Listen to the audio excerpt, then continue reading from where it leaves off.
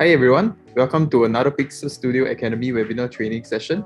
I'm Rayan from the PixelStudio team. Today we will be sharing about the principles of design. So as you already know, design is a key thing. It's like a large part of our work and our lives. We have to create presentations, EDMs, posters, and like decorate our house or even like match our clothing when we go out. It really applies to everything. So our speaker for today is Joel Chin. He is our graphic designer in PixelStudio, and some of you may actually know his sibling. So Hin, she's in PX. Joel has a diploma from NAFA in design and media, majoring in advertising, and a bachelor's degree in business studies from UCD. Other PixelStudio members are here as well. We have Indra, Hafiz, Hannah, who will be assisting with the session. Without further ado, I will hand over the session to Joel, who will be teaching you the basics of visual communication so that you can make your designs more appealing. Over to you, Joel. Thanks for joining me on this very afternoon for our next session of PXS Academy. So without further ado, let's get to it. So for today's Academy, I would like to teach you guys about 8 principles of design. Also, do kindly note that the principles are flexible in this presentation as they are a guideline to help you develop an eye or critical thinking when it comes to design. Even if you may not end up designing, hopefully this presentation will give you some form of vocabulary or terms that is able to assist in terms of communication your design needs with a design. Although it's possible to spend years of studying design and trying to be successful at it, however, there are a couple of basic elements I feel that every designer should know. You do not need to be a pro designer to create highly shareable content, but also always do remember that being able to maneuver softwares is just part of the design process. Your eye for critical thinking is still crucial for visuals to look appealing. Firstly, we are going to talk about balance. So balance actually helps you to give the design some form of stability. Rather than a sense of uneasiness when the design lacks of balance, balance gives a sense of comfort as it calms the mind, guide the viewer's eye, and hence in order to make a design feel stable or have balance, the elements needs to have of a certain scale. For example, the left visual portrays clearer direction. From top to bottom, it will have a clearer flow. Definitely a safe choice, but however, the visuals on the right seem to be a little bit cluttered. Despite it being cluttered, it showcases variations of fruits and plants. Though both designs are different, there is no right or no wrong. Some might even prefer the left, some might prefer the right. So it's really contextual. There are some differences in balance to guide you all is that you all are able to adopt. Symmetrical balance tends to be organized. This adaptation could be found through various websites, newspapers, magazines, hence it's easier to balance. However, due to its structured format, it might come off a little dull. Asymmetrical, on the other hand, is visually interesting as it's unconventional and is dependent on a couple of trial and error. The flaw of it is that it might not appeal to everyone who prefers designs that are systematic. Contrast is essential when it comes to design. So moving on, these are some of the questions that I faced along the way as when I was designing. Contrast isn't solely about colors, it's actually more than that. There are 4 components that you should know, which is size, color, shape, and type. In this image, you can see a very simple example of contrast in size. It's supposed to be you matter, don't give up. But however, due to the lack of contrast, it sends off a wrong message. It becomes you don't matter, give up. So from a positive connotation, it becomes negative. And it's actually very natural for our eyes to be drawn to large text. Something big beside having something small will indicate the big item is far more significant. Having a contrast of size adds visual interest in composition, and this will help you establish the key element in your layout so that you can be sure that the viewer is focusing on the right area. With recent studies mentioning that the average human attention span has fallen from 12 seconds in year 2000 to 8 seconds today. Actually, it's quite alarming. So it's actually very important for us to grasp what's most important for your viewers. The header should have a size that grabs the attention of your viewers immediately, followed by the body text and details. To differentiate the different information, the size of the text should be obvious for the audiences. For example, in MailChimp, it is obvious that the website for its intended users is to send out newsletters. And on the design next to it, it's very obvious it's Earth Hour. So it's because technically of the big header, the icon of the Wi-Fi helps to aid the message across. Establishing the right contrast of colors can make or break your design. You don't want your colors to conflict with each other in such a way that it's confusing and irritating to look at. Look, for example, on the left image, your eyes will probably start to hurt after staring at it even just for a few seconds. It's very crucial to work with complementing colors that doesn't strain the eyes. Studies have shown that black and yellow comes with the best contrast. Anything with black and yellow values kind of project like is the best ideal kind of contrast. Following on, there are some just color theory to help you to aid your dilemma when you're unsure of a certain color palette. For example, primary colors are yellow, red, and blue. Secondary colors are orange, purple, and green, which are primary colors too. Tertiary colors are a mix of primary and secondary colors such as yellow to orange and purple to red. For more information on the different harmonies of colors or inspiration for color palettes, you are able to go to coolers.com, which I'll share the link later on in the end of the presentation as well. Next, we'll talk about shape. Notice that for these two examples, right, shape contrast means they are making things notable in the difference in their physical shape compared to things on the page. At its most basic level, it can be used for things like adding rounded corners to buttons, but taken more to extreme levels, it can attract more attention. For example, the website design on the left has a rounded rectangular navigation button, and to have a circle shape for the main image. And on the right design is Carbon-Made, is a website for portfolio. And for the navigation panel, you can see that there are different shapes to identify the different functions for the website. Lastly, for contrast, we thought we have type. So designing with fonts is inevitable. I think even by having like a very good design, sometimes you need to have a certain kind of text or typography to aid your design. Designing with fonts is when you work with a layout and you never have to want to use the same font throughout the entire design. It'll look very dull. So instead of that, you can find places for where you are able to create variations, areas where are most significant. So for example, in this website, right, you can see that they use the same typeface throughout, but they do have multiple variations, such as they have bold, light, or even regular. Moving on to the next point, we have consistency in design, where we'll talk about making elements uniform, having them to look and behave the same way. We often hear designers talking about the consistent navigation, consistent page layouts, consistent control elements. In this case, the designer is actually looking for a way to leverage on the usability by creating uniformity.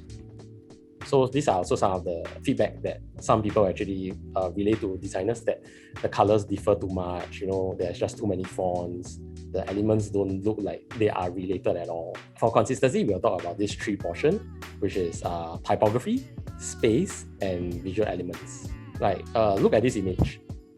The fonts are fine separately, but altogether they don't look like they contribute to a very pleasing design. Also keep in mind that your font choices pair together. You want to make sure that your fonts complement each other and they aren't too similar in order to create an effective hierarchy. So rule of thumb is that you are able to use one font and then create different variations. Like I mentioned, you can use bold, you can use italic or regular, but should you not want to use the same font, you want to be a little bit more adventurous, I think the rule of thumb is that the limit is 3 fonts and no more than that. To let you all know more about typography, so the German professor once created the geometric sans serif typeface. Sans, which means without. Serif, on the other hand, comes from the Dutch serif, which means line. I think most of you might already know that what are the differences between like serif and sans serif, so it's just like a refresher. This particular family font has a line variation in comparison to the serif font family. So for serif, it comes with tail, and sans serif just means no tail in short. With fonts such as Times New Roman, Georgia, and Garamond, sans serifs are Futura, Arial, Hypatica. Generally, your message needs to be clear and concise. A sans serif font is good choice for headings, small text where clarity and readability is paramount. Serif font is good to use on the larger blocks of printed text, such as a flyer.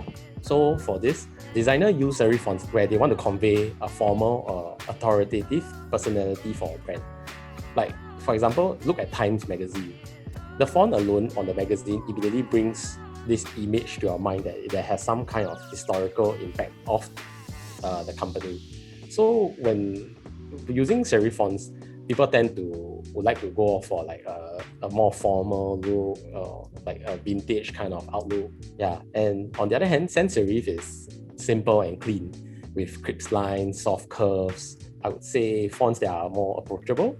So sans serif fonts deliver a feeling of informality, friendliness, and approachability. Companies which use these fonts are deemed more relatable and useful, like Airbnb, Facebook, and Hulu. Look at them, they do not have tails at all. For posters, it's best to use sans serif because sans serif looks readable from distance as compared to serif fonts. This is an example maybe I would like you all to try during your free time. So you can print out an A4 paper with a serif font and then maybe you put it at a distance away from you and then you print out sans serif fonts. This is actually a good experiment to conclude what fonts will be easier on the eye. Also, just a fun fact is that when you go for eye checkups, it's often displayed with sans serif such as Arial. This is because when the text becomes very small, an alphabet might join with the other alphabet. So hence, in a way, you might trick your mind thinking that it's another alphabet. And serif tends to be less visually approachable from far due to the handles and footers. If you use body text such as Arial, and then maybe the header use Times New Roman, it is fine too. So it depends on the flexibility of how you want your message to be across. So if it's 1-2 lines, it's fine, but I think it's also very good that you do not dilute your design by having too many different typefaces. So next we'll talk about the consistency of space, such as leading and kerning. Leading is the space between sentences, while kerning are spaces between letters. The line spacing and space between words increases legibility. If you have large chunk of text and then they are being placed very closely to each other, it's really very hard for your users to understand what the message are you trying to convey. So once the line and spacing and size has been confirmed, consistency is very important for you to upkeep the cleanliness of the design. Kerning is the process of adjusting the space between characters in a proportionate font, and then usually this is to achieve for a visually pleasing result. So lastly, for consistency, if you haven't already noticed, I think it's good for, before you design, it's good to define what your design elements should be like, whether it could be pictures, logos, infographics, visuals, fonts, and you can explain them with concrete examples, how and where to use them. So based on my slide, for example, the thickness of the line is the image shown on the slide. Some are outlined with thicker lines and some are colored, some are not. This is extremely crucial for designers or even people who are trying to convey what they want out in the design, because you wouldn't want your design to look like it's a lack of professionalism. So this is actually very crucial when it comes to consistency. Also, when it comes to consistency, when you have an illustration style, it's best to go for styles that are very similar. So for my slides, as you can see that the clouds and the stars, they are somewhat of the same style of illustration. So this is to provide confidence in your intended users. So we'll move on to hierarchy. For hierarchy, it's important to define this fundamental principle of design by stating with your message and the goal of your design. Firstly, you have to figure out what is most important of the piece of information that you want to convey. Then you ensure that the focal point of your design. How do you know if you've accomplished the right hierarchy? You can try squinting, and while looking at your design, next you will actually ask, is the most important message readable? Or if you're unsure, you can always ask someone who's not familiar with the content to identify which piece of information that they read first and second. As for us generally, we tend to read the direction from top down. It isn't necessary that the first liner will catch our attention. For example, the image on the left, we will have noticed that we are open rather than delivery and takeout. hence because of the size itself. So it's not necessary that the first liner have to capture the attention of your targeted audience. And moving back to contrast, so size is essential in getting your message across. With no hierarchy, it could bore your intended users or worse, confuse them. Hierarchy is actually very similar to contrast in size. Preferably, you would like to engage your audiences for a longer period of time. So hierarchy is critical in terms of towards your audience's attention span.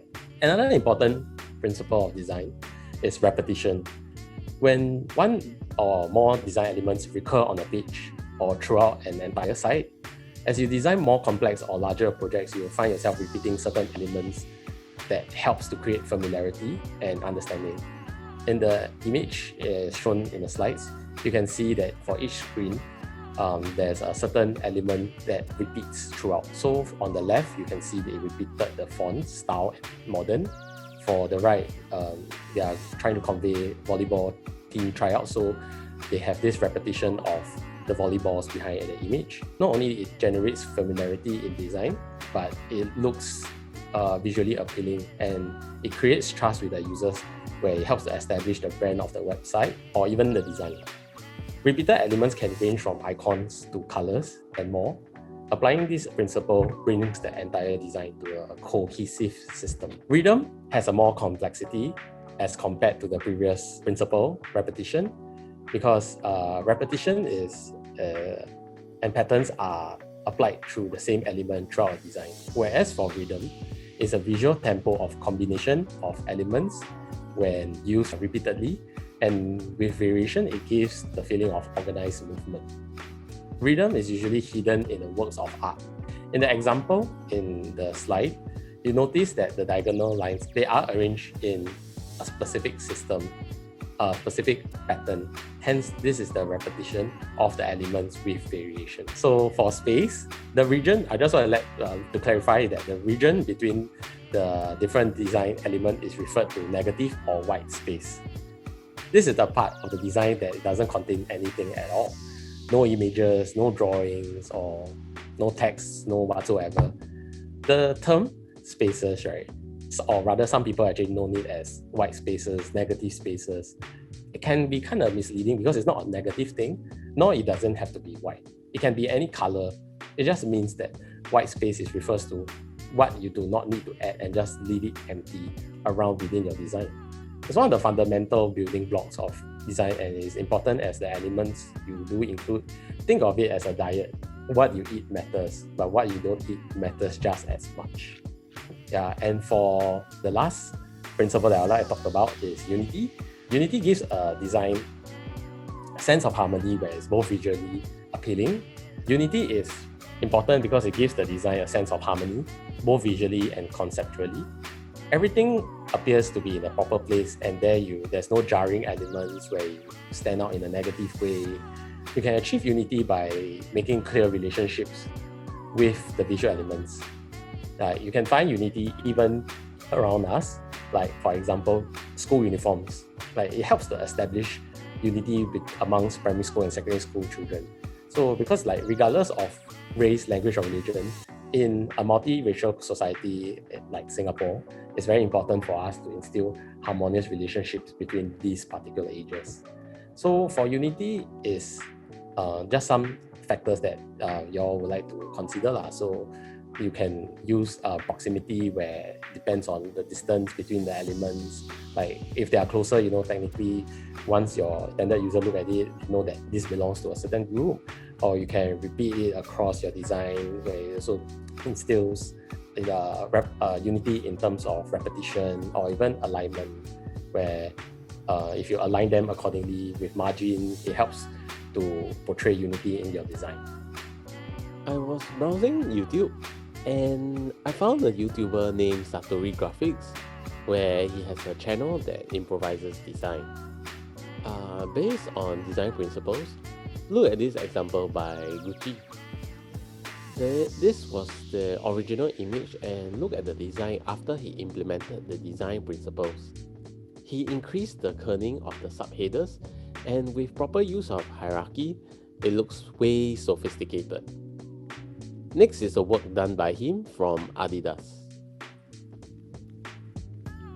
So you notice that in this design, it shows what the model of brand of shoes they are coming out with and what's the benefit of it.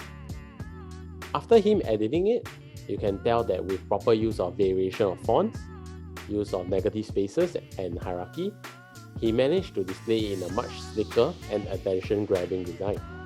The header became bold. He played with the colors of red and white, which is in association to the basketballer's outfit. The header helps to convey the message to the intended user that they are able to rise above once purchasing the shoe. The amount of space provides easy flow on the eyes, and it helps to assert a certain accomplishment and achievement. It is very crucial for you to come out with a specific message that you want to communicate with your intended user. So before I end it off, I let you all know that these are just some websites for you all to seek help. Like Pinterest, Canva, Behance, they are very good websites for you to seek inspirations. There are like templates there, a lot of freelancers or design works there, whereby if you feel that you have a creative blog, you will feel free to go to these websites. And if you're unsure that perhaps you have come out like a very nice design, but you do not know what would be an ideal color to fit into your design, can always go to Coolers or Color Hunt.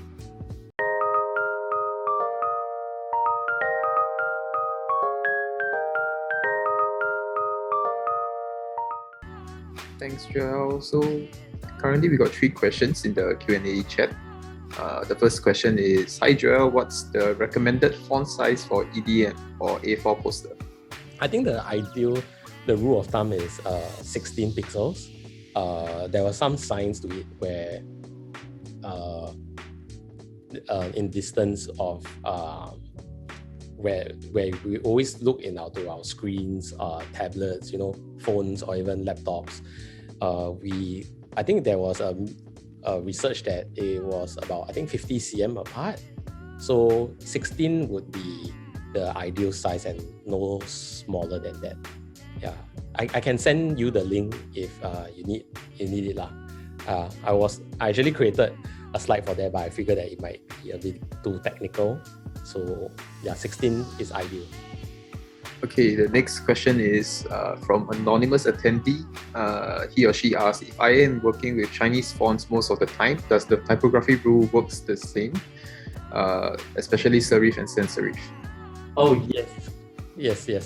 Even for Chinese fonts, there is so when it comes to typography, there is anatomy, where they talk about the tails for serif fonts.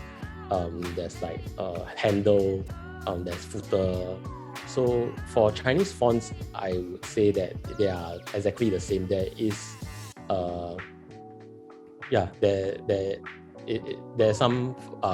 there is serif and sans serif fonts to it lah. So yeah, I have a link for that as well. So I'm able to send to you lah for more information. I think for Chinese fonts, there's a sans serif and serif version also, right? They have more sharper kind of look, and then those serif one are more rounded, correct? For Chinese fonts. Yeah, so I think it applies the same way for English fonts as to Chinese fonts. Yeah, because there's a lot of different font types. So it really depends lah. But I think this is universal regardless of language lah. Okay, next question is by Nicola. She asks, is gradation of color or using different shades of color in the same design recommended as part of contrast, or will it be too visually messy for viewers? This is subjective. I wouldn't say it might look messy, but it depends on what they are trying to design. So sometimes by having gradients, it comes off really nice because there's a very smooth flow. It kind of looks very dynamic, it looks 3D at the same time. And by doing gradation also, you can have exposure or shadows, by using different tones of colors. Messy wise, I think it really depends on the design itself lah. So yeah, I think it depends on what you are trying to convey as well. Okay, the next question is by Ashif. He asked, do we have to apply all principles in one project, or what is the minimal? There is no there's no cap to it. Like for example, my slides, I've not used all of them. So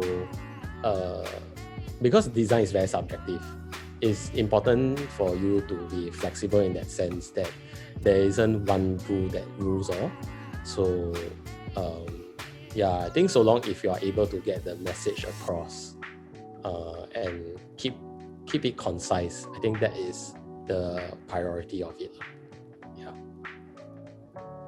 Okay, June has another question. June says, I use Canva as a free template. She can't afford to hire a designer, haha, but with a free template. So it means I don't know how to adjust the banner size that is specified by the organization, and we don't have Adobe Photoshop in our laptop. Not that it's an easy application to use. How can we create the size of our banner according to a certain specification using Canva or any simple apps in our SOE laptops? Wow. Okay, I actually know the answer to that. So in Canva, you can create designs from scratch. So when you create design from scratch, you can specify the size that you want. So your resolution and your let's say your cm or inches, like that kind of measurements. So when you can actually browse through Canva for a design that you like, and then just simply copy, like select the objects or background, the whatever graphics is in it. You can just copy and paste it into the new design that you have your measurements with. Yeah, that's the free way to do it. In the paid version, there's you can actually just convert it directly through the template itself. Yeah. So for the free version, just copy and paste. Okay, next question is by anonymous attendee. What about What about number of colors to use in one design? Is there a limit to the types of fonts to be used? Also, if you have to narrow down to one most important principle to use or remember, which one would it be? I don't think so. There is a limit to the number of colors you are able to use. But I think for fonts, we already established that it's best to use 3 or lesser. For colors, if you go to Google Images, usually if I have I'm not sure what ideal colors that I should use, I will search of a certain color palette, but the standard usually would be five colors. You are able to use, of course, feel free to use maybe 2 or even 3 to 5. So I think anything more might look very either too fanciful or it might look too distracting. Yeah. In terms of principles, for me, I think I would say hierarchy is the most important, because the whole point, I mean, for designers, I would think that we are problem solvers. When we have a certain design brief, we need to give out this, we need to convey the message, and I'm sure that that's what non-designers, they engage designers to do. So I think it's very important that for hierarchy, because just by looking at the size of the fonts or even the format of it, you are able to get your message across. So for me, I would say hierarchy. The person also asked, is there a limit to the types of fonts to be used? I believe the answer was 3, right? Yeah, 3 or less. 3 or less. Okay, then next question is, for PowerPoint presentations, are there any recommended contrast for font size? So for font size is, the minimum is really 16. So a couple of times when I was designing within A4, I tried 15. 15 is really very tiny already. So usually the minimum, I would say, is 16. So 16 would be ideal for your body text or your details.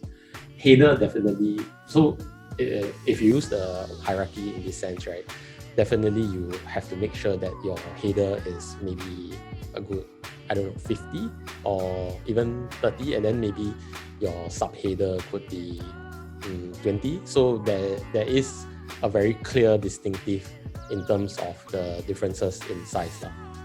I think the question was the one posted by Melissa. What's the max number of font prevented from? Yeah. Oh, so yeah, Right. max number of fonts, same 3.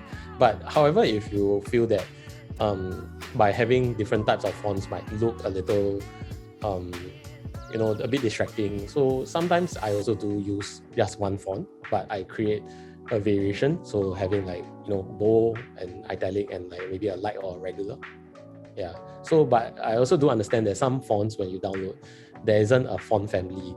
It's only maybe just one variation and no more than that. So I guess when it comes to this, it's possible for you to use other types of fonts also to aid your design. I think one thing to add is definitely to find something that's more suitable for the subject matter, right? Yeah. So if your your target audience is kids, you should use more rounded fonts so that it's more eye-catching to the kids and more appealing. Okay, so the next question is, what are some of the most common design mistakes that people or even professionals make? Maybe Joel, what's your common mistakes? Common mistakes are, I would say that sometimes when you get so immersed in designing, right, you just feel that there isn't the design isn't perfect. You just keep trying to push your best, just want the design to look perfect, even though you think that it's good, but it's not good enough.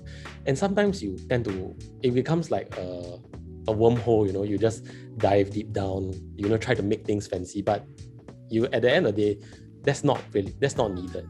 So when I was designing some of the EDMs, Indra also will always come and tell me stuff like, hey, your fonts are just too close to each. I mean, your text is just too close to each other.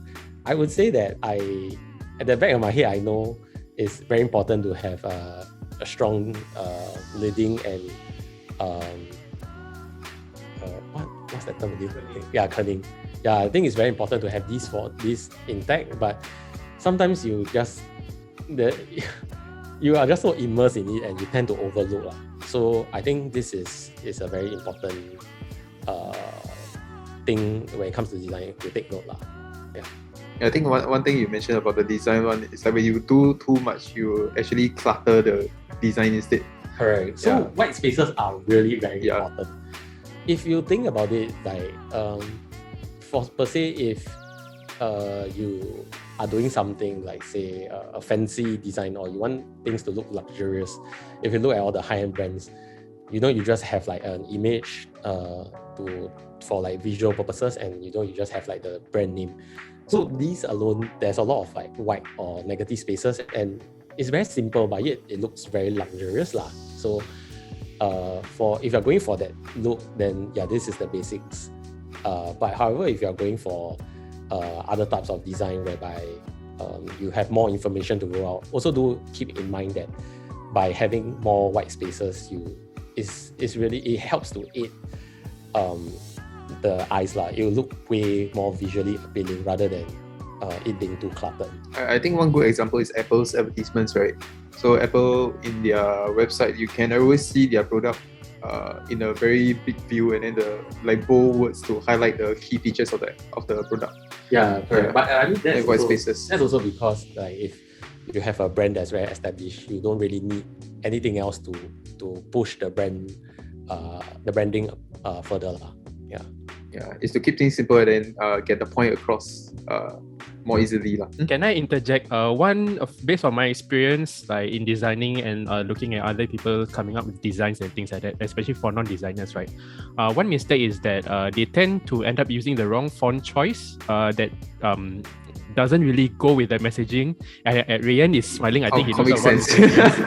People, this one is our advice from a professional standpoint of view, right? Unless your audience will be kids, for those in addressing preschool. Kids early preschool and early literacy, you can use rounded fonts like Comic Sans, but please do not use Comic Sans for formal situations when you're talking to adults and things like that.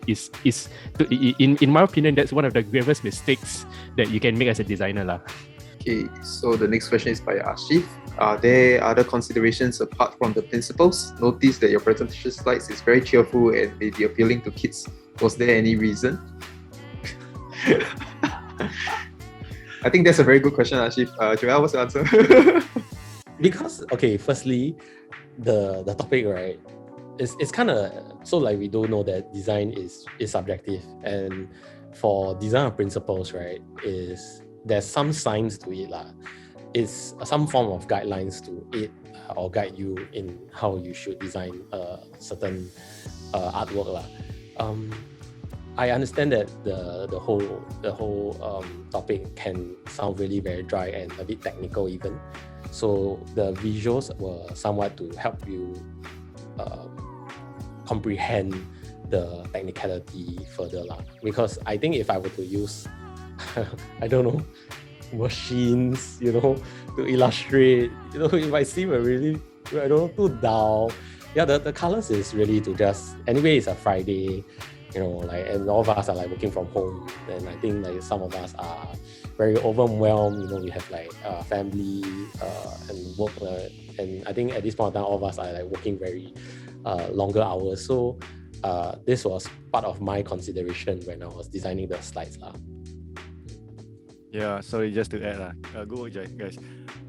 Ashif, I think if you use like very corporate kind of design, after like 10-15 minutes, all of us will like switch off already. Yeah, that's what I thought also. Yeah. So it's purposely to add colors, add like very cheerful stars here and there.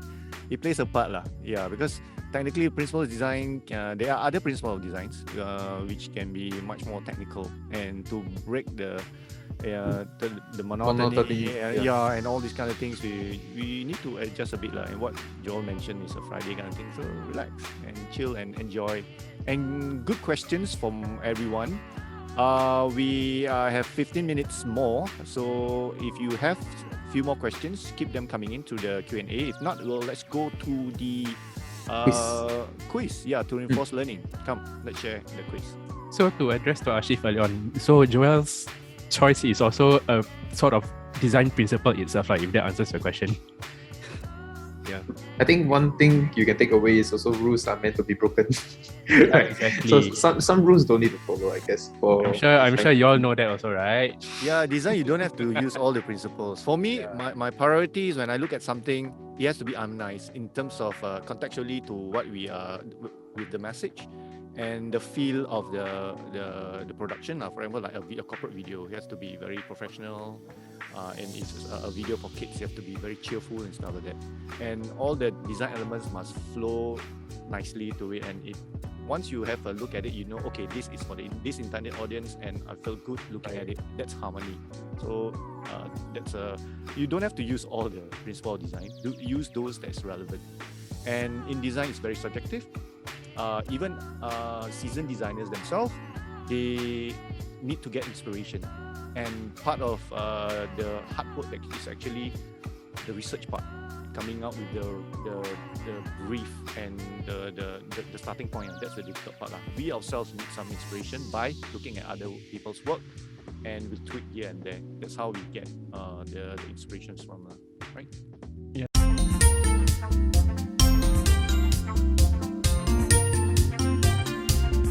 Okay, so for the quiz, everyone please go to ahaslides.com/pxspod. Join. It's a short little quiz to reinforce learning so you can retain the information better. Don't worry, us PixelStudio members cannot join, so don't worry about us interfering. Don't worry. Yeah, the winner got bragging rights, as always. What Indra always say. We got Ash, we got G, we got Shume, we got Y with the Japanese mask. Treasure. Haha. Okay. Zeke, fire person. We have June. Okay. Please switch on your camera, please. Very shy. I very shy lah. Later when we edit the video, you cannot see your face. Nah, that's okay. Okay, I'm reporting to you from. I have Pingu behind me. Pingu. Yes. We got 28 people. We have 55 participants, but we only have 28 people. 29. Oh, come on, keep it coming. Hello world. 30. Make sure you give us a thumbs up reaction also. They don't have the crying emoji. No. There. Thank you, Shume. Thank you, Treasure. Meow. Nice. I see. Very shameless, right? Like canvas for thumbs up. Yeah. Do you have any more coming? I think we can start now. Let's There's start, 30. Okay. Oh, someone gave us a sad face. Oh. Oh, someone dropped off. Okay, what's the benefit for adopting asymmetrical balance? Is it easier to balance visually? Or is it visually appealing? Or all of the above?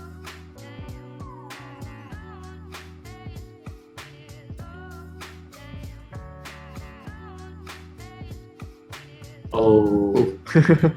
Okay, so yeah, to give a bit of context is that easier to balance is more for symmetrical because you see there is some sense of balance, like it's even accordingly. So it's not technically it's not asymmetrical is not easier to balance lah. It's actually tougher because you have to try and error. But however, the good thing is that it comes off very unconventional, and if you are able to pull it off, it would look really like visually appealing. Oh, why got set reacts? From June, just now I saw June. I think The wrong answer, is it? yeah, they got wrong. Trust me, Yeah. it'll get easier. They said about the trick question, bro. Okay, so top 3 we have Cat, DP, and M. Okay, Yeah. Wow. Okay. Cat with the hearts. Okay. Next question.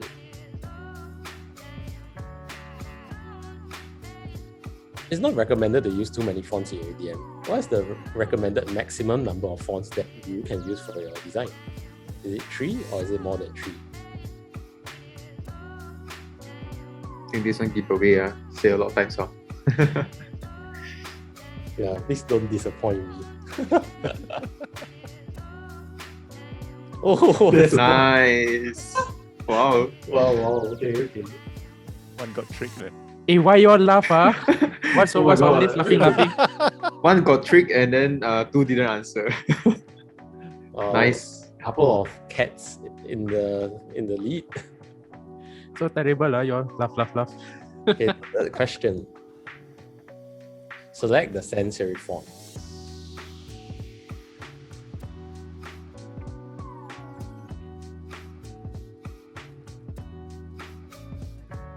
Yeah, makes me thinking, sensory, what is So one what could is be that? with tail, one with no tail. Not too sure which is the one. Which one is it? Oh, how? Okay. So 3 didn't answer. Was it? 3 No, I think by now it's 2 because 2 people, one person dropped out, I think. Put it this way, people. okay. Sen means like no lah. Series just put it tail lah, like no tail. And then like Arial no tail. Times Roman got tail and footer and all these things lah. Yeah. Sometimes I think it could be a bit misleading because when I remember I showed Ariel to Ryan, he said, "Isn't that serif?" Because there's some tail.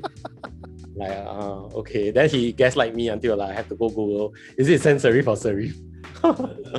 Hey, don't worry, people. Even Yeah. us designers make mistakes like that sometimes.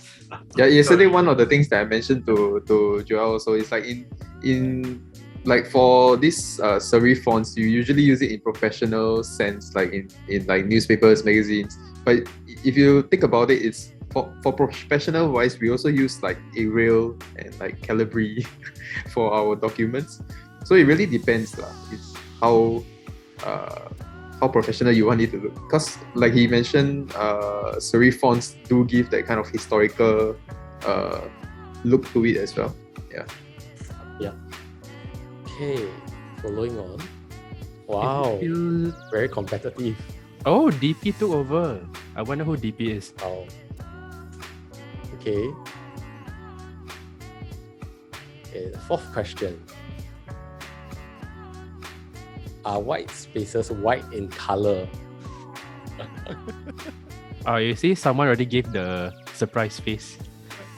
And the laughter. Yeah, I got laughing react. This one I asked Joel to change the question because otherwise it's too difficult. See? Wow, Oh, nice. Good. Very good. Yeah, everyone's been paying attention. White spaces are the empty spaces in your design, sometimes when you want to do design, you cannot have your fonts all the way to the edge now. You must have a white space to make it easier for your user to read your message and to see the organization of assets or images and text in your design. Okay, white spaces are those empty spaces, which is one of the elements in design. Okay, so take note of that. Next one. Okay, last question. Wow. Come on, everyone. In terms of hierarchy, the top liner should always catch the attention of your target audiences. Is it yes or no? I still sad react. Crying sad.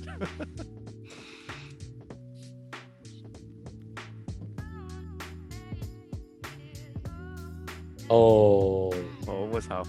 yeah. Trick question, trick question. Actually, a trick question. You have some explaining to do, Joel. Yeah.